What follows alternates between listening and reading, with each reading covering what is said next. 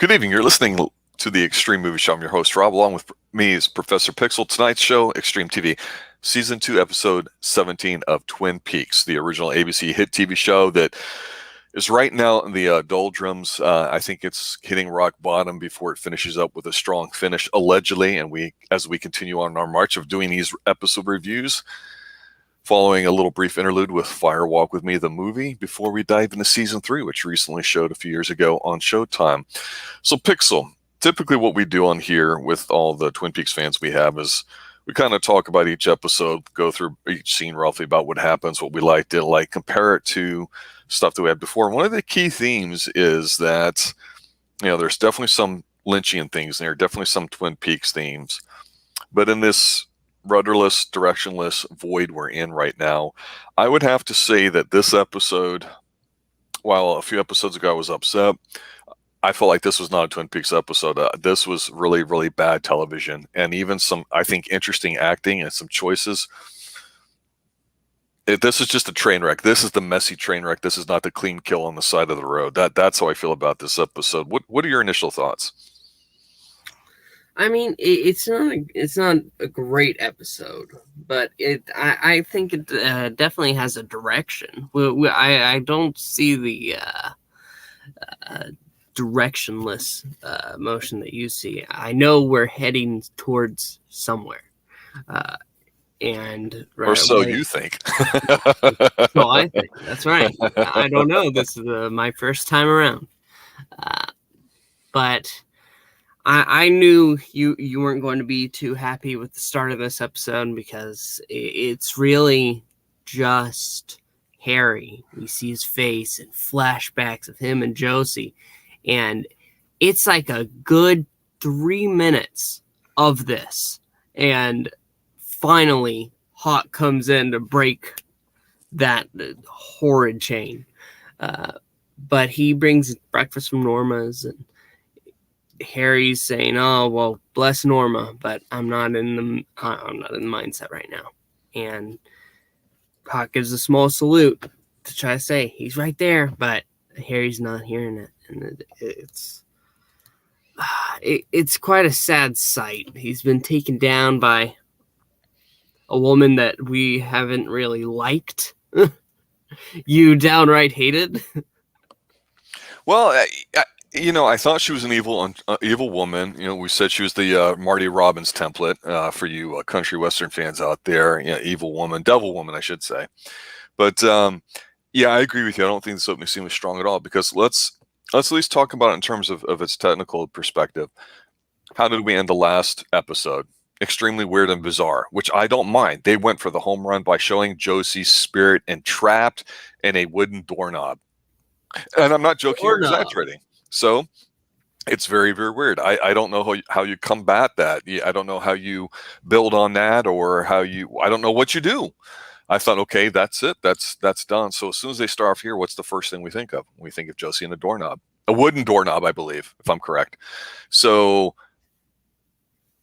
what makes this worse, instead of potentially weird that they could tie somehow into the Twin Peaks lore, and maybe they will, is that Harry, when he's in this frame of mind, the actor who's playing him, he's a good-looking guy. He's got a sweet jacket too.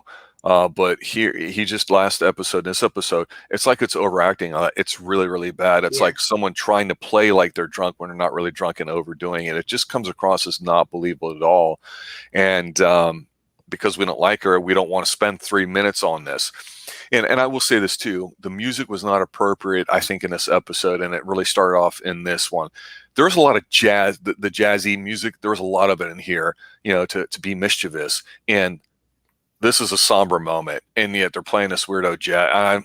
It just doesn't work from the get-go. So sometimes that opening scene, as small and trivial as it might be in terms of the big picture of where you're trying to go, can really set the tone for something for it. And it just really missed the mark for me here.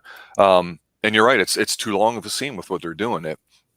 But what we do get to see, though, which is a new development, because one thing the show does do, and is willing to do so most of the time successfully, but not always, is introducing new characters. We got some great side characters that show up every now and then, and sometimes they go many episodes without showing anything, but we get one called Annie Blackburn coming to the Double R Diner. And Shelley's there, and she's back to her perky self, not worried about Leah or anything. It's almost as if she almost wasn't, tied up to get burned to death, in a sawmill. So some of the lack of concern on the characters' faces about what's happened to them in the past, considering in the TV time it's only been a few weeks, a month at most now, bothers me, and I think it's very apparent in this episode. But Annie Blackburn comes in, and Norma's, and her, we knew she was coming. That was introduced, and it was done well in the episode before she talks about it. And is this Terry Polo? Am I right? Heather Graham, excuse me. I'll always get those two mixed up. An earlier thing about it, and she's an attractive young woman, and we see Major Briggs sitting there, and what threw this off was that what's neat sometimes in these scenes in the diner is you get somebody walking in, but you see somebody sitting in the back, and then the primary part of the scene goes on, then they go to the secondary plot point without changing cameras or scenes, and I like that. And here, you see Major Briggs sitting there, and he's having like pie and coffee before, Annie comes in and they talk, but the log lady's in there, and I'm like, yes, about time we see her. She can save this episode. Major Briggs is in there. Okay, he's a weird dude. It's been abducted. You'd think he'd be wanting to talk to Cooper about, the White Lodge and the Black Lodge and all this stuff, and he's having pie and coffee. So I'm like, where's the sense of urgency? But in his own weird way, he looks at Shelley and he's like, compelling. And that's all he says about his pie. And while I love it and it pops me, it's not good writing as far as like that. And I was trying to embrace the suckage in this episode. But what was weird is Shelley's reaction was like, she had this like, you're a creeper vibe. And I'm like, Shelley, you're the one that married to Leo, and you're giving Major Briggs the weirdo look because he just looked at you like compelling. I mean, come on, it's Shelley.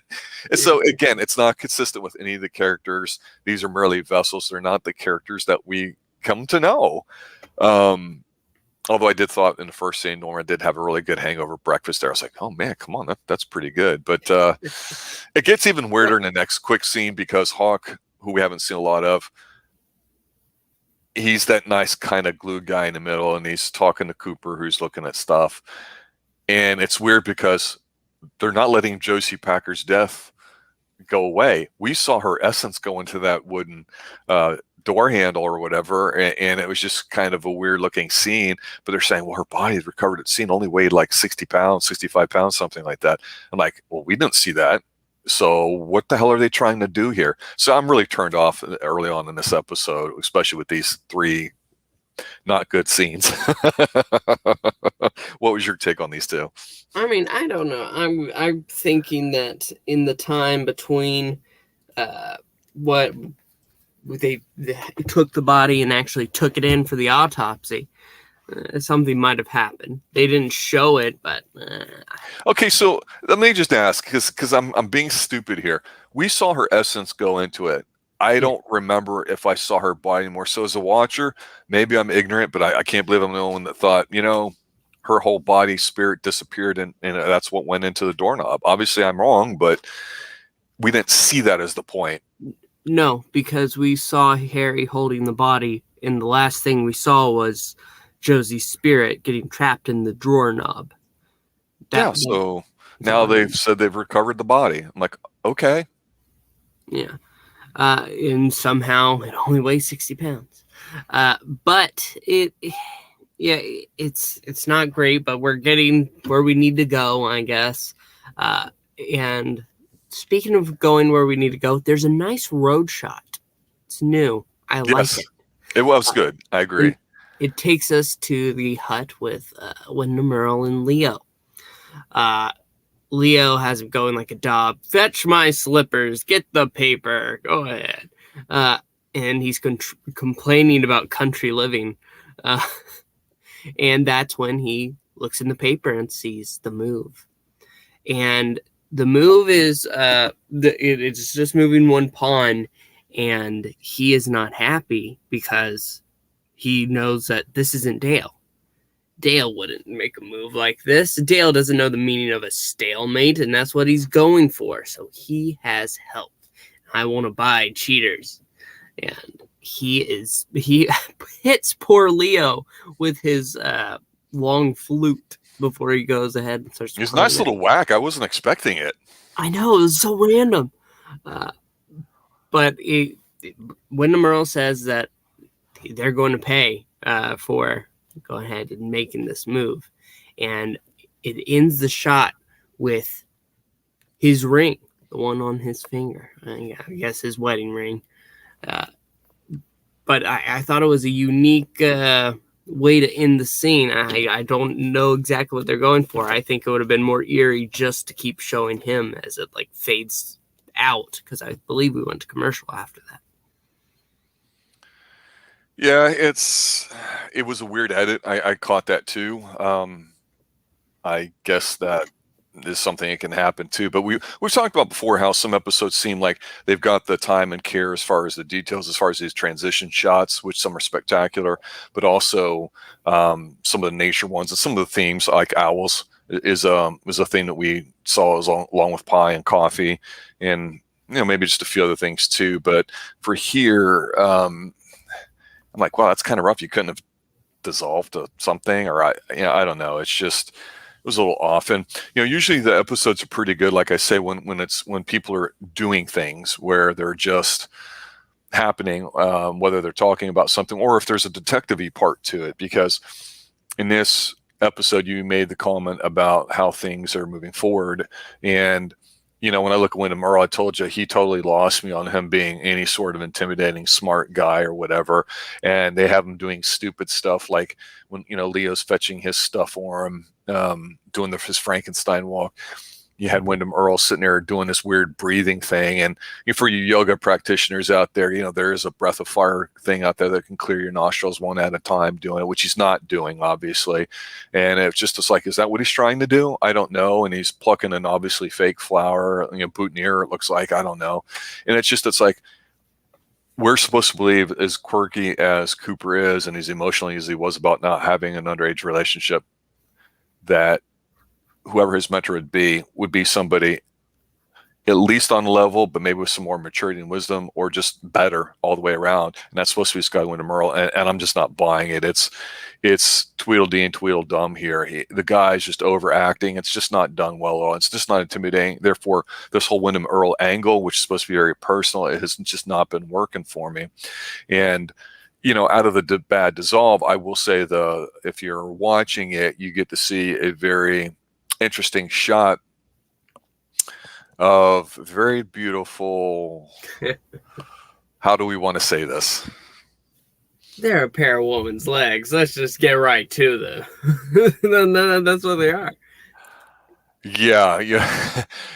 You get Audrey and you get Dick. Was it Tremaine? From the clothing store. They're there and they're discussing the fashion show they're going to have for this Pine Weasel. The Pine Weasel, which we find out in this episode is a ferret, because that's Ben's big, huge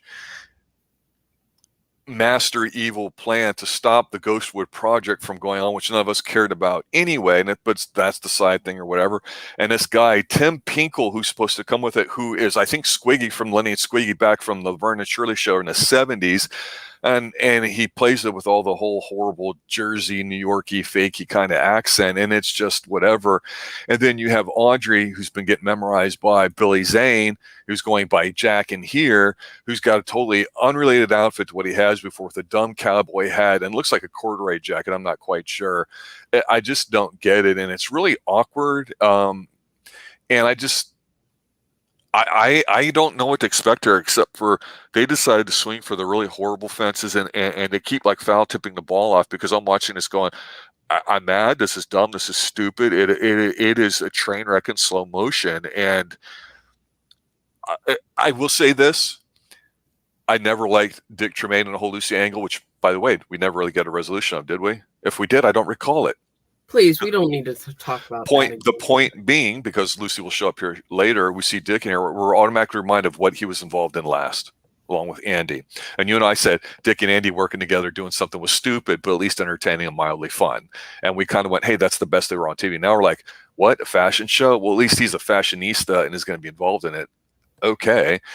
But the next scene I thought would have been much better, except for the horrible acting of Harry Truman, and that's Cooper goes to see Truman because Hawk had told him there's a problem at the bunkhouse. And he goes there and he, in very non-emotional, straight terms, basically says, hey, here's all the bad things Josie did. He talks about her felonies, arrests for prostitution, murders, blah, blah. And he says, I know you don't want to hear it now, but it will help you later to know that she was a hardened criminal, basically a bad woman. He's not rubbing it or anything like that. It's not a tough thing to do. But again, his horrible acting and 3-day-old horrible beard just don't work. It's just not the scene is set up to be good. I will say that, but it doesn't work for me because of the bad acting. Your take? Yeah, no, I do get what you're saying. He ends up screaming again, "Get out!" And it's just... It's not "get out of here" with disgust or "get out of here, I'm hurt." It's "get out of here." I'm trying to say "get out of here" because I'm trying to act like I'm sad and drunk. No. She was a side piece for you. Don't act like it was a big deal. I loved her. Get out of here. Shut up. Yeah, but we go from there to a door opening, and we see Catherine. Which this is a scene. Go ahead, bring it. This is interesting. And we see Catherine turn her head because we're like walking in with whoever's coming into the room. Yes. And we see a woman. Ice Queen galore. Gorgeous. Yes. Nordic-like with her dark hair, which is a little unusual, but my goodness, she means business. This is two cats getting ready to fight. Yeah, she goes ahead and explains that her name is Jones, and she was Mr. Eckert's assistant.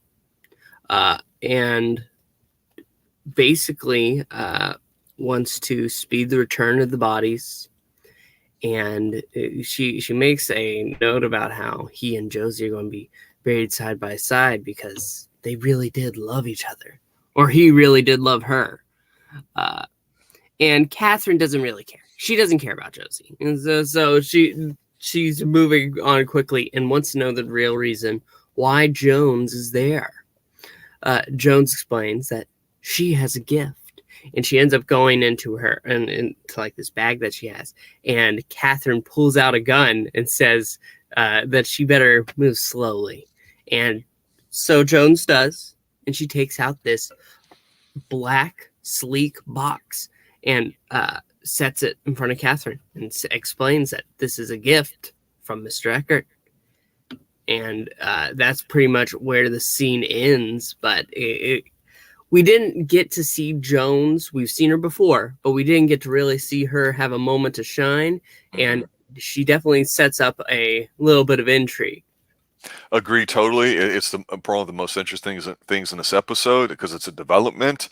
We don't know what it means, even though we don't care about it. It's something new, so our interest gets drawn to it immediately. And Piper Laurie is just fantastic in here. This is how Catherine should act, kind of, like, what the F is going on? I got my gun. I don't trust you, but I'm calm, cool, and collected. But the Ice Queen delivers it on the same level, and that's what makes it great. They both get their opportunity to do it. The Ice Queen gets instant credibility because she's able to hold her own, and she doesn't allow Catherine to overwhelm her, but she doesn't overwhelm her. So this is a great little cat and mouse kind of, who's the alpha out of these two things. And we know Catherine always comes out on top, it seems, but boy, it's good. I'm sorry, Jones. We don't know her, like you said. We saw her briefly. She'll have more to do in this episode, it appears. But I like this scene. I thought this was a great scene. Okay, so my interest is like going from dismay to despair to bewilderment to interest, and so it's really a roller coaster of an episode. No, it is. It's because there's definitely a couple different things. But let's go back to the next scene after that, which is. Go ahead. Well, I mean, unless you want to go ahead and take it. I do, because this could have been a very good scene because it's also another development. And Donna answers the door, and there's a gentleman that looks like he's dressed as a modern-day Sherlock Holmes, minus the pipe. And, he's a friend of her father, some medical school. They graduated 30 years ago. And, he wanted to see her, and he gets himself invited in, and they talk. And it's an interesting scene because I think the acting is done well. I think the whole development of, hey, is a man from the past. But if anybody watching this is over the age of 3, they know this is Wyndham Earle, because unfortunately we've seen him do all that. This is not nearly. Let's back up, because I wanted to compare this to Catherine. we saw that Toji Mura ended up being Catherine, right? We knew Toji Mura wasn't there, but damn it, I didn't piece it together, so I feel like such a noob, right? Maybe everybody else saw that. I didn't. If you're going to have something at that level, which at least convinces you for a scene or a couple episodes or for a character, you can say, well, that's great acting. That's really great prosthetics, the way they wrote it, shot it, filmed it. Maybe you weren't looking for it. It's a deception. It works. So no matter what the take is, or if you're a rube like me and you missed it, it's got to be at least at that level for all your other characters. And so again, Wyndham Earle is supposed to be this genius level guy above Cooper, is Cooper's his protege, whatever. Every time we saw him, it was in a really horrible outfit, and we knew it was him. And the camera showed us it was him. And they do it exactly here. So it was an ineffective scene because it really let the air out of the balloon in the scene, rather than us going, okay, here we have a development, here we have another similar development where a president is being dropped off in a very small package. That could work. Okay, which one's real? Which one's not? Which one's a trap? Which one's, a bloody finger or something stupid? It's just, it was a nice setup, I think. But as soon as he says, oh, is that today's paper? You're like, oh boy, can you make it any more obvious? Besides the really bad, poorly, not even dyed, eyebrows and mustache, totally did not work to me. And I just felt very disappointed by this, but what could have been a really good scene. I don't know. Donna had no reason to call him out. Hey, your thing looks fake. I agree with you. I that's the whole point. And she's sharp. So there could have been an element of danger there, but there wasn't. It was this guy being cute. And it's cute is not deadly. It's not dangerous, which is what Wyndham Earle's supposed to be. Well, I'm going to have to refer to a later scene before fully talking about this one. But I think we should go ahead and move on to Pete. And he is going from table to table, and this room is just covered in chessboards. And he's making notes. For some reason, there's honey right on the table. Yeah, I saw that too. I don't get a big honey bear. I'm like, what the hell? But there's so much chess. And that's when Dale kneels down to look at him, and he's like, hey, Pete, how's it going? And Pete says that he's tried to look up every stalemate game in history, but there's none that he can find that you don't at least lose a few people, at least 6 foot soldiers. And so it's going to cost some pieces. That's what he's saying. But Dale is saying, you're the best at what you do. I'm going to trust in you. And we see Andy and Lucy fighting because Andy didn't realize that you have to follow the movement of the knight every time. But apparently Pete is teaching them how to play chess. But quickly, this scene shifts because the door opens. Major Briggs and the log lady are there to discuss. Here we go. With Dale. That's right. This is picking up.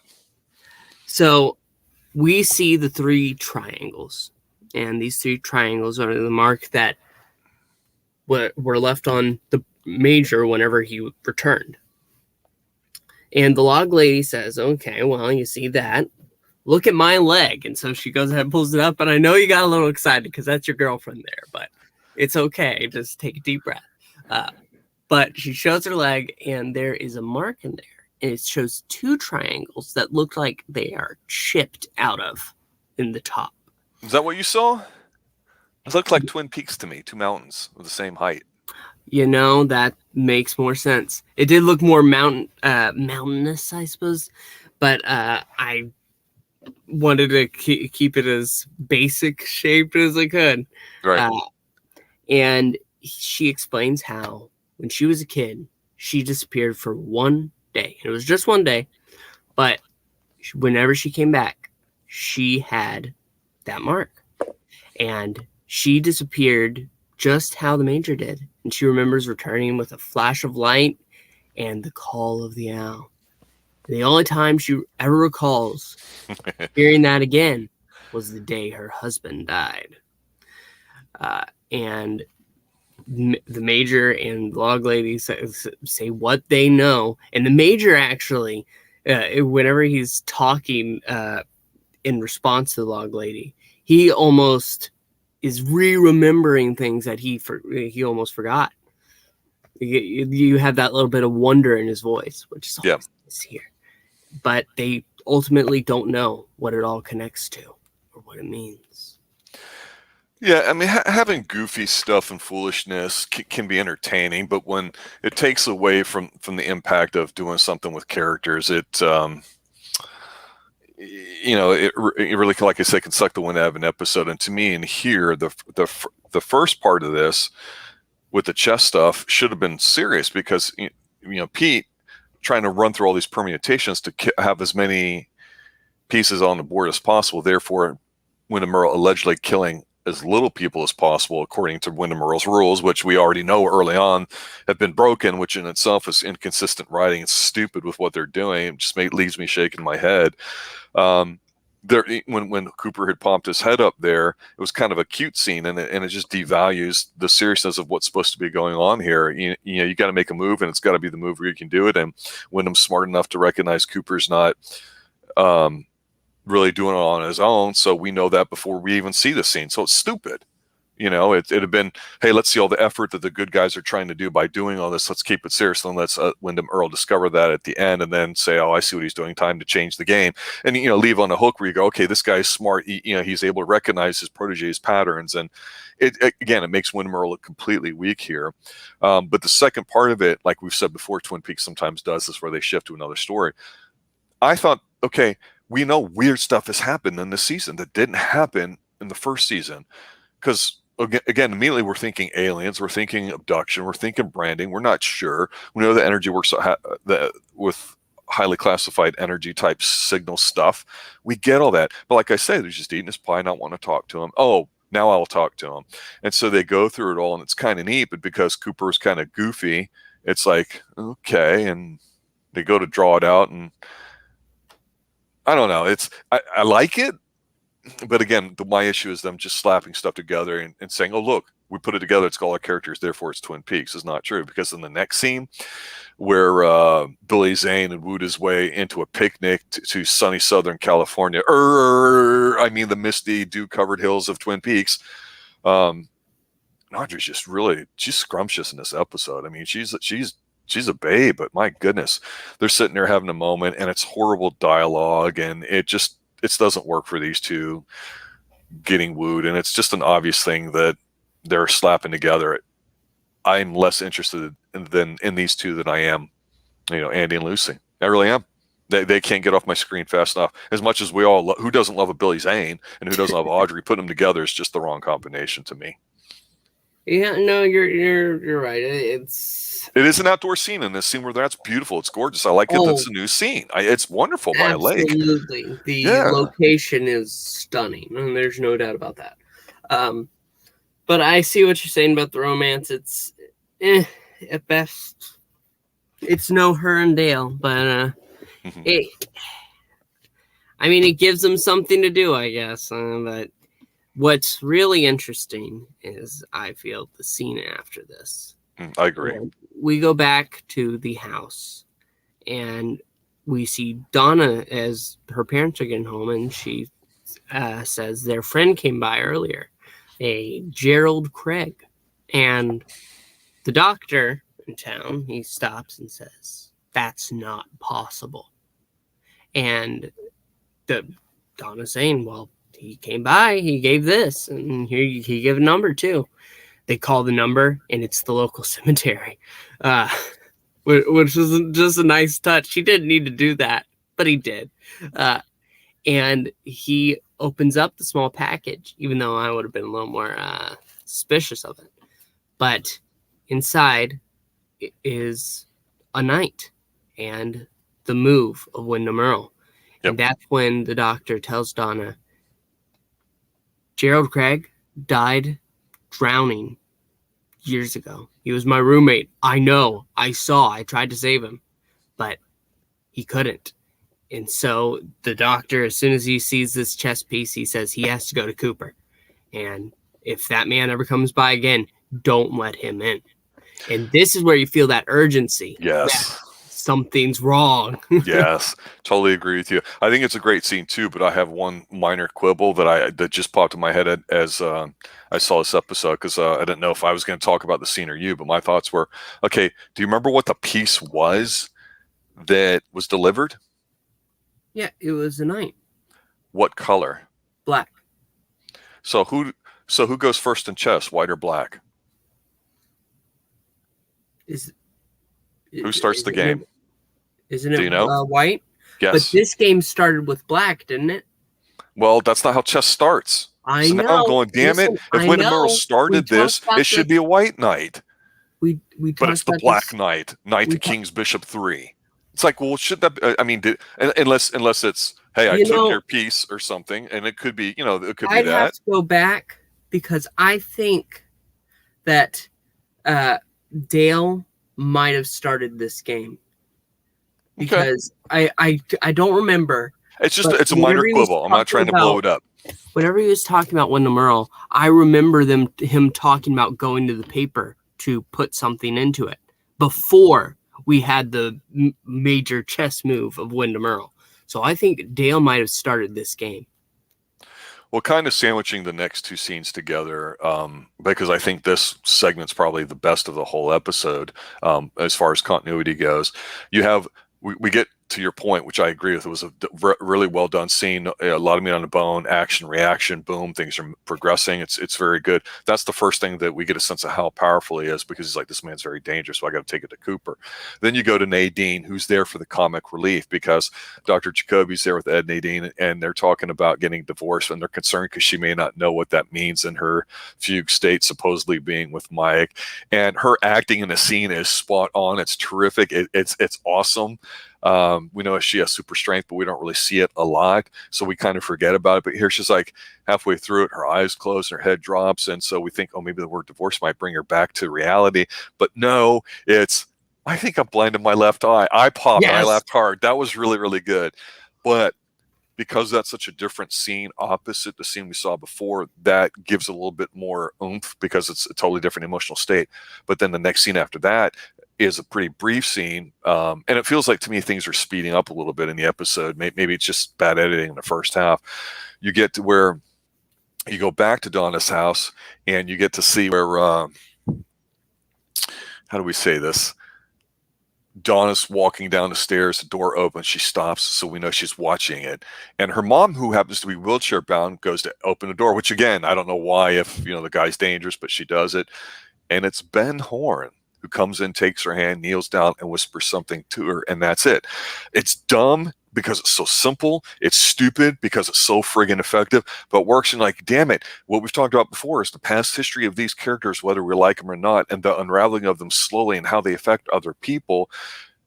There's so much meat on the bone here that Twin Peaks, it would be so better served, in my opinion, with, instead of all this garbage, to be doing stuff like that rather than the yucks and the silliness for it too, because I'm going, we saw Ben being a complete idiot, and I've told you how much I hated the way he was written here, but now I'm going, wait a minute, was that all an act? Was he just buying time? Because he seems sinister in here. So I'm going, damn it, we've got several things to be curious about now. Yeah, we're gonna have to wait and see, because I couldn't actually tell if it was Ben. I thought it was. Looked like his hair to me. Yeah, no, I think it is. I think you're right, but I couldn't be sure. I want to know what's happening. But we're going to have to wait and see. From here, we go to actually Shelley, and Norma's telling her about the Miss Twin Peaks contest that they have, or the pageant that they're running, and says that Shelley should go for it. And Shelley is a very attractive young woman. She absolutely would be a shoo-in, unless Audrey's right. But she makes a joke out of it, and then goes ahead and takes an order, doing a little walk to Wyndham. We didn't. I don't remember anonymous biker guy. Yeah, it's Wyndham Earle. We know. We know it's Wyndham Earle. That's so horrible. The mustache. It's wedding ring on too. It's so bad. But he supports this decision, this suggestion. He's like, "Yeah, you should go ahead and do that." And right across the place is where Dale sits down, And he is not served by Shelley. No, he is served by Annie, who actually surprises him for a moment. And he goes ahead and he looks, and they make a short conversation as he asks for coffee, asking if she'll be in town a while, because he's clearly shown a little interest. He's popping wood. Oh, yeah. But she comes back with a coffee and says, I made it a little strong as a warning. And he wants her to go ahead and pour it. And as soon as he takes a sip, he like gives a thumbs up, and he's like, yeah. he's found the perfect woman. But then he turns and looks across the way where Wyndham was, because there was a moment whenever she was going to get coffee that you can tell he's sensing something's wrong. And I thought he was about to turn his head, but he only did once Wyndham was gone. Yep.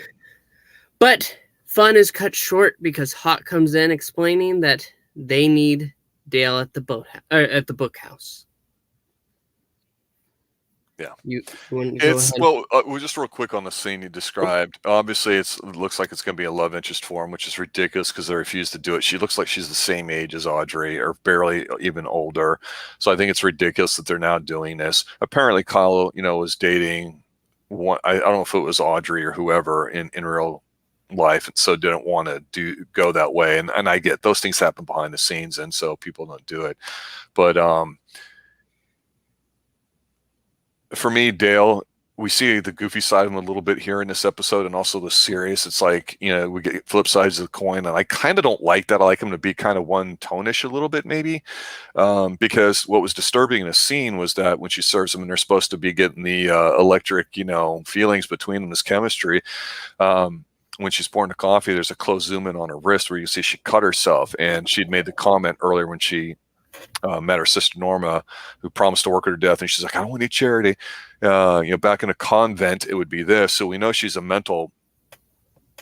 People would be forced to go to the convent sometimes if they had mental issues, and this may be apparently. I don't know the polite word for suicidal that people used to say, self-harm, I guess, or something. So she's what we used to say a cutter, although she only had one big line there. So we'll see how that goes, because it's like, well, you could have had a smart, independent, strong woman who's of legal age who was interested in you, or you could have a whack job from a convent. So he's got a type. Well, that may come into play later with Wyndham Earle. But yeah, the next scene, the bunkhouse thing, is just more of the same sniveling nonsense kind of stuff. And they hug, and I don't care. I just don't. I don't. And then they tuck him into bed because, they're good buddies at him. So it's kind of like, you can see the really bad dissolve or transition for, a commercial break, like you say, and all that too. But, they say stupid stuff like, a man who doesn't love easily loves too much. Oh, he's a good man. No, he's the best. I mean, I'm ready to just shoot my screen here watching this dumb thing. And Hawk somewhere in here had some line about, letting the rain fall where it normally does, or something like and it's basically no worries, but a really trumped up, nice, easy way to do it. But I forget where it's at, and who cares? I just wanted to mention it. I think so too. Because Dale says that Hawk should be the one in charge because he's the senior officer in Twin Peaks. But yes. Hawk says that he's the senior officer overall, and so he wants to let the rain fall where it lands. Yeah, that was flowery language, but it was very good. I thought, yeah. Twin Peaks has been missing that. But the next scene, as we're getting close to the end here pretty quickly, is where Norma and Mike are kind of semi-incognito trying to rent a room at the hotel. Yeah.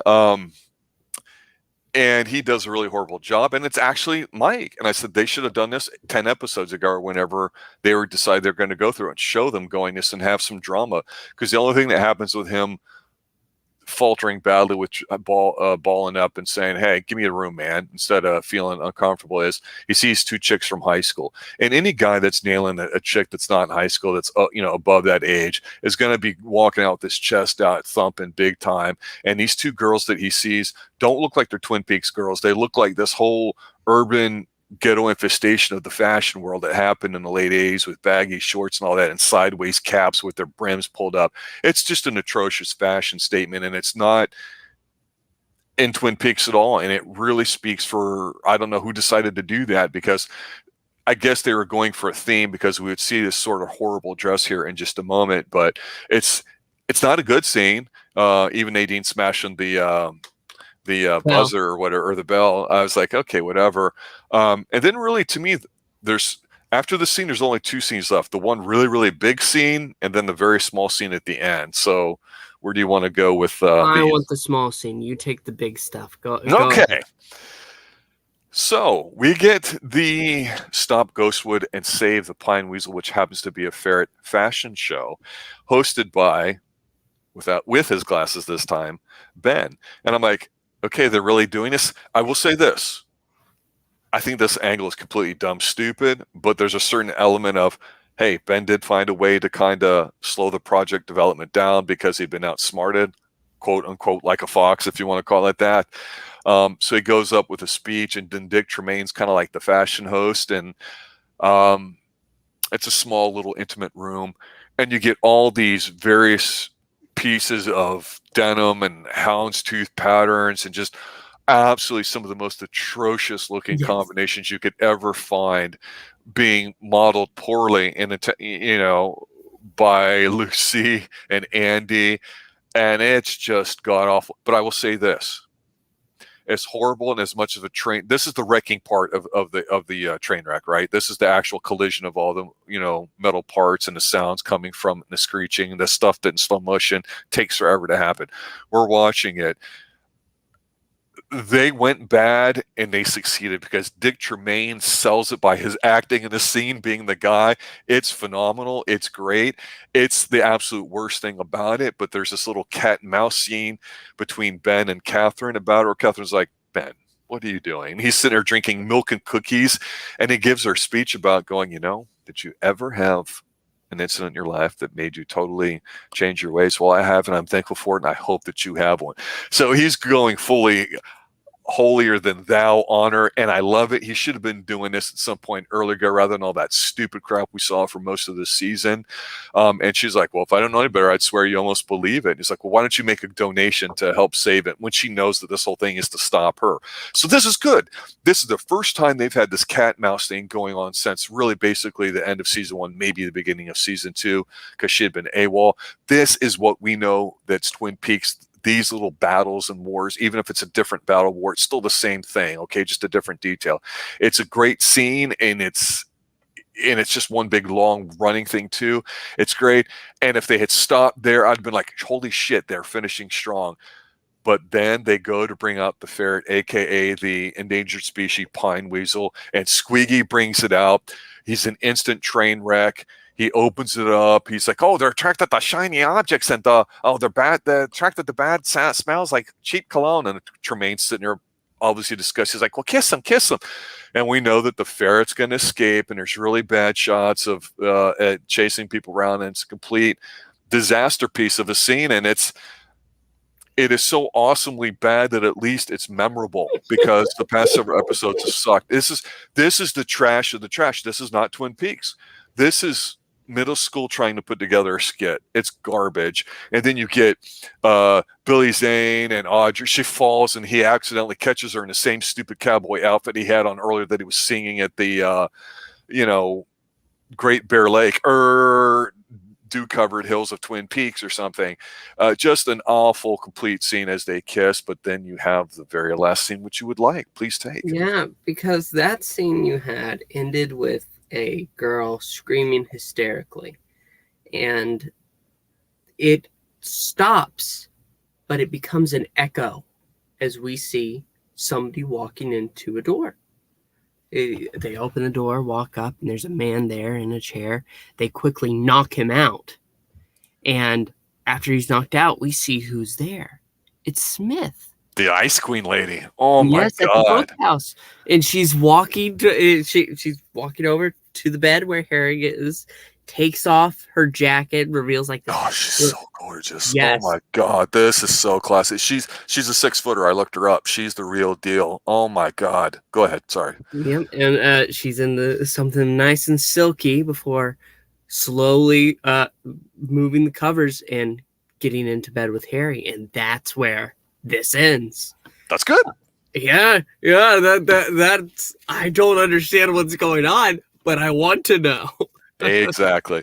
And unfortunately, I think, closing up on the episode, that's the problem we've had with the really drop in quality this season here for lots of reasons previously discussed, is that there's some things that seem like, oh, that could be interesting, that could work, and then it seems like it dies. I don't understand the script writing room of somebody bringing up, you know what, Mr. Frost, Mr. Lynch, whoever was in charge at that time, because I think Lynch was AWOL for a while, and Frost might have been open to some stuff, going, I think it'd be a really good idea to have Josie die and then go into a wooden doorknob, and then we carry on the story by saying that her body only weighed 65 pounds in the next episode, just so we can do something with the later. How's that sound? Okay, I'll green light that. Well, I don't know. There's something very important, because doorknob actually has some significance. But no, she gets stuck in a drawer knob. Correct. I keep saying doorknob, but you're right. You're right. Wooden, which I don't know if that matters. I don't know. There's a lot of wooden. Well, I mean, her face physically pops out and twists. Freddy Krueger-esque. That's right. Knobs, yeah. So yeah. I guess that matters a little bit, because natural woods, perhaps. I'm not sure.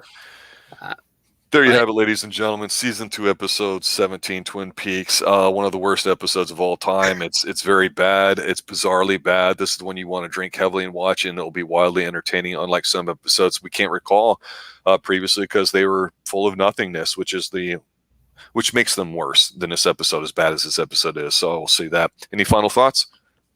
I'm excited to keep going, and I have enough interest to get me through. It's going to take a lot more pain for you to quit on this. I love it.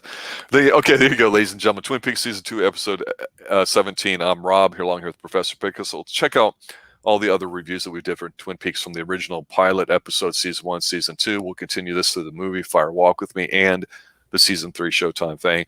We also cover movies, sci-fi, we're 80s-based action mostly, but we also have horror, a bunch of different things on there too. Check that out. Let us know if there's something you want to review. And as always, thanks for listening, guys. Have a good night and stay extreme.